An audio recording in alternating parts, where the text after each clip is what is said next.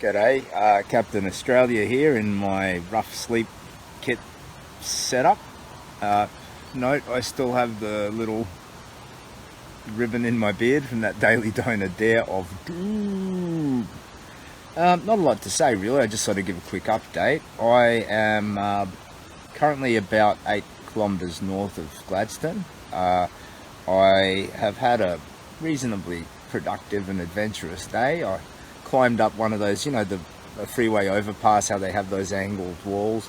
Climbed up an angled wall and then had to jump a chain link fence because I missed a turn off and I didn't want to walk all the way backward. So, and then this lovely nurse, she's shy and doesn't want to be pictured or named, came out and checked the wound on my back and gave me a bunch of water. So I've been over, the pack has been weighing in probably around 26k today, so that's been adding to my tiredness. Mick says, evening mate, hope you're okay. I am, yeah, I'm just a little bit flogged today, just the sleeplessness from the motorway taking its toll. So I've pitched an early camp and I'll get a nice early sleep, I think. Are you okay? I sure am, yeah. So I'm in completely even keel. I've got plenty of food and plenty of drink. And tomorrow I'll just roll into Gladstone in the morning and I'll look to have one of those big coffee shop type breakfasts, with the sausages and eggs and all of the rest. So fingers crossed. That, yes, the nurse, she bought me these, there's a couple of big yummy chicken sandwiches there and coconut milk. So this, this is a litre of coconut water. This is a litre, so that carries that's a kilo. And I've got all this water and these lovely blokes, Daniel and what was the other chap's name? Daniel and it's something like Lofty, but I can't remember. When I already was carrying 6 litres of water and they dropped this off, so I am hella hydrated. Yeah, I got to drink this because I don't want to carry that 3 kilos worth of fluid with me when I leave in the morning. So Kyle asks where you at, Captain. So I'm still north of Gladstone, but not by much. So it's about 6k or so into town. So I'm pitched on I went down a little side country road. It's just a little dirt road that skirts between some farm properties, and it was lined with trees. So I've pitched a camp along there. There were a bunch of cows next to me because it's by a cattle property. They've moved on. So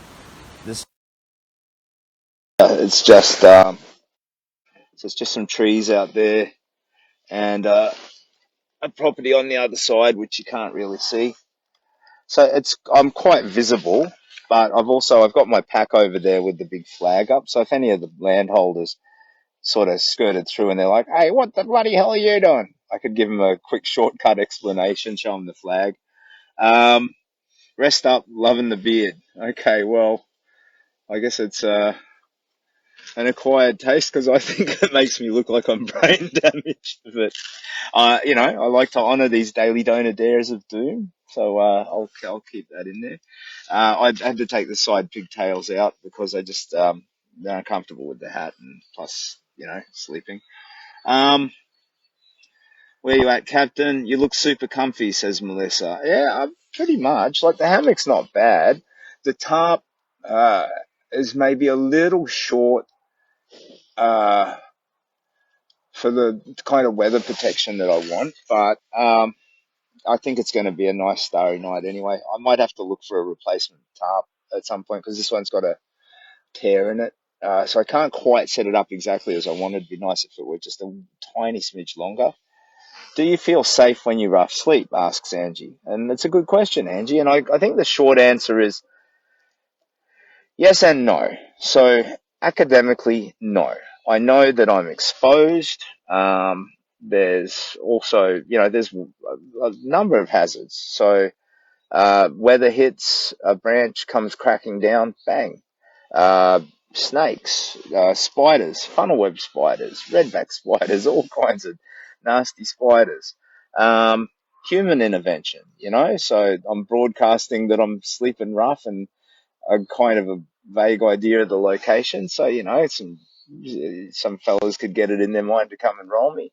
So academically, I realized, no, I'm not really safe. And the position that I've chosen is, reasonably visible and reasonably vulnerable. But on the other hand, yep, I feel completely safe because it's fine. I'm just ready. Whatever happens, I'll deal with it. And in my experience, so far, especially, I think that at the human level, anybody who ambled along, I'd at least get the opportunity to talk to them about who I am. And the worst I'd get is a move along, I reckon. Um, so, the snakes and all those other hazards, well, you mitigate them by being as smart and careful as you can. Chunk, that's a good question, mate. Lovely to meet you today. So this is a power bank. You'll see it says 73%. So I've got that connected to a solar array. I have a backup little solar one as well. This one at 100% probably does about 12 phone charges or something like it. Um, you have faith in human nature. Yeah, I do. So here, this bad boy, I can plug it directly into the wall and juice up if ever I find myself in a motel.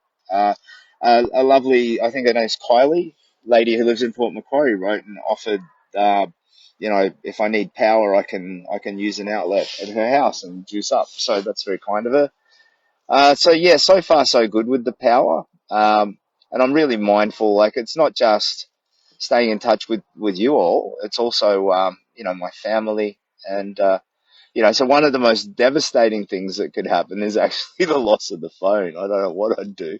Um, you know, Second to that, like if a strap on the pack went, I'd be a little bit crippled as well. I'd have to figure something out. But life isn't problems. Life is solving problems, and oh, I'm ready to do that. So I'm pretty relaxed, pretty chilled out. And this place, the worst bit about it is it's near a bit of a swampy kind of a dam. Uh, so there's lots of those little midges and mosquitoes and all of that. But we're all good because of this netting, as you can see, keeps plopping down onto my head.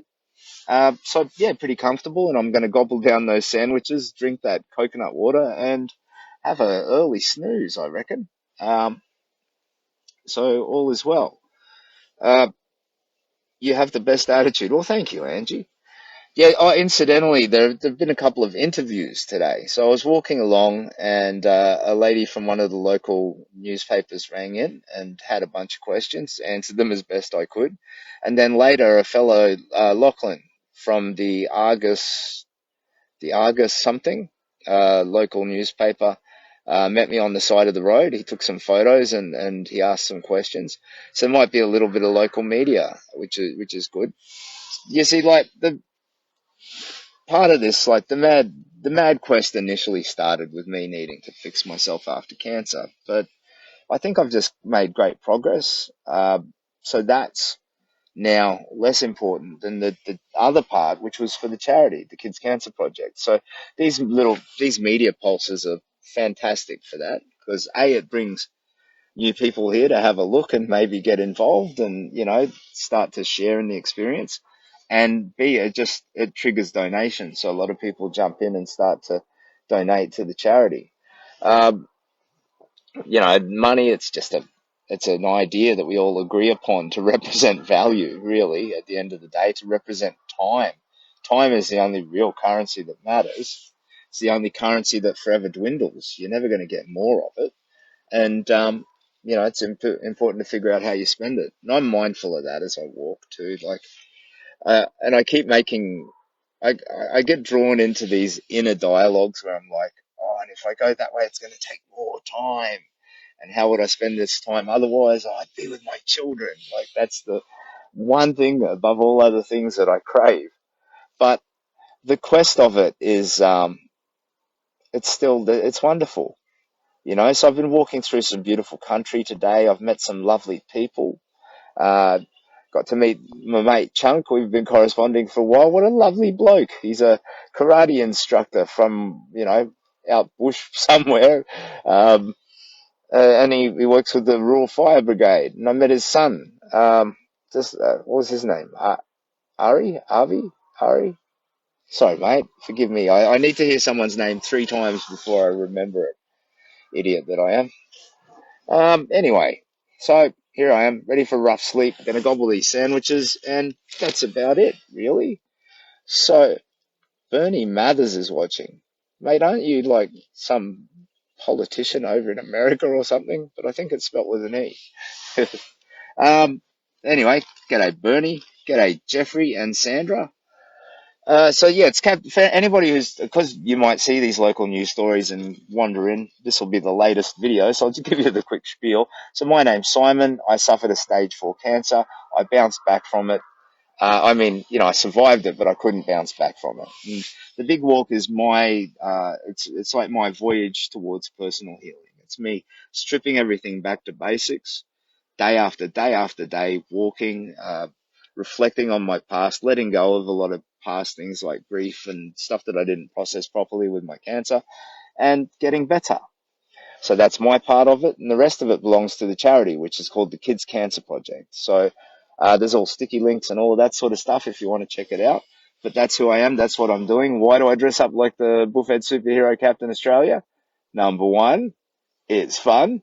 Number two, it just helps attract attention and support into this really, really worthy cause. So basically, I'm superheroed up for science. And I don't always wear ribbons in my beard, but that's from a daily donor dare of doom. So if you donate, you're allowed to give me a dare. And as long as it's not mean to somebody or, likely to get me hurt or put in jail or anything, I'm good. I'll do my best. So we've got a couple of big comments have come through. Chunk says, you're going to bounce all the way on great human kindness. See if we can get a crowd to welcome you into Port Macquarie when you cross the ferry. Oh, gee, that would be so surreal, mate. I'm not sure I could deal with that. Ari, so I had it. Yeah, cool. Yeah, that would freak. I've had a few surreal moments. Like the day I left, there was people who were walking with me from King George Square and across the bridge down into South Bank. This is all areas of Brisbane. And there's a couple of guys who walked for like 10, 12K beyond that. And it was just so surreal for me. Kyle says, hey, Captain, just done a little check based on your walk. You have walked over 500 kilometers. That's a great achievement on its own. Well done. Yeah, thanks, Kyle. When I get home, I want to like meticulously recreate it, all the choices I made, because I've taken a few long and windy routes where I could have gone in a straight line. Um, so it may be above that. Like when you say it's over 500K, if that's just as the freeway goes from Brisbane to Sydney, I'm sure it's probably significantly more than that. Then maybe as much as 540. I don't know, but I want to meticulously recreate it and figure it out. So, I've told you about Jo, who she kind of nominated herself as Alfred to my Batman. And when I left Ballina, she was giving me directions because Ballina is a bit sketchy to get out of. It's like a big sort of inverted U shape, and then you've got straight onto the motorway, and you have to kind of navigate your way out of there. So she gave me directions, and it's like, yeah, turn left here, turn right there, go straight, and it had me wound up in a cow paddock. So the to the left was a river, a creek. To the right was a swamp, and right in front of me was just cow poo everywhere. And I had to follow a fence line and then go off this sort of really rudimentary little path and like a goat track. And I eventually got through to the other side and found the way down. It was a lovely adventure, though. It was like something from Huck Finn or something. Holly Cook says, keep up the great work, legend. You're an inspiration. Well, thank you, Holly. That's very kind of you to say, mate. I really appreciate that. Um, and yeah, okay, so quick recap. I am just a wee bit north of Gladstone. I'm going to get a really big, good sleep tonight, I think. And in the morning, I'll pop through Gladstone, have a big brekkie, and then continue on to Crescent Head. So we should see some lovely country and beach tomorrow. From Crescent Head, I'm going to walk down the beach to Port Macquarie. I have no clarity on how far that is and how long that's going to take. So best guess is like a day and a half or a couple of days. So I'll do a rough camp on the beach somewhere between Crescent Head and Port Macquarie, and then I will rock into Port Macquarie, catch the ferry across. Because although it's a no vehicles thing, ferries are okay to cross a waterway. And yeah, from Port Macquarie, I need to sit down and sort of figure out the next stage of the walk. So I guess that has me, there's Foster, Tuncurry and all of that. I'd like to stick to the coastline as much as possible. Then I'll wind up in Newcastle and then Sydney. And from Sydney, I got to completely re-strategize the leg to Melbourne. Like, um, I'm not sure about the legalities of walking on the motorway in Victoria, for instance. Here in New South Wales, it's fine, legally. But down there, there's a few things that I might have made assumptions on that I need to check. You look nice and comfy, says Joanne. Yeah, thank you. I am very, very, very relaxed.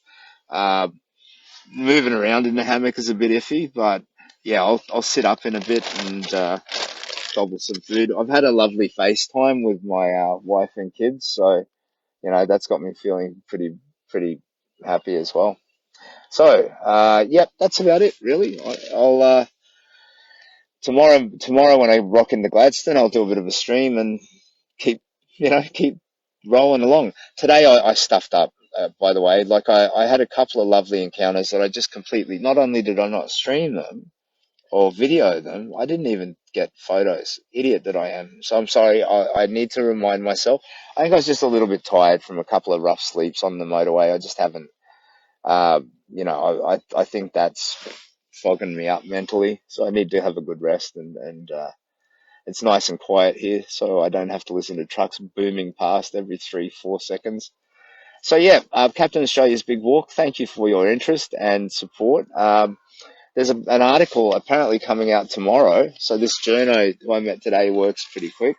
It's in the Argus. So if you are a reader of the Argus, keep your eyes open. And if you can snap a photo of it and upload it onto the Facebook page, you'd be doing an act of kindness, sharing it with us. Anyway, all the best. Please take care of yourselves, everybody. Be happy. So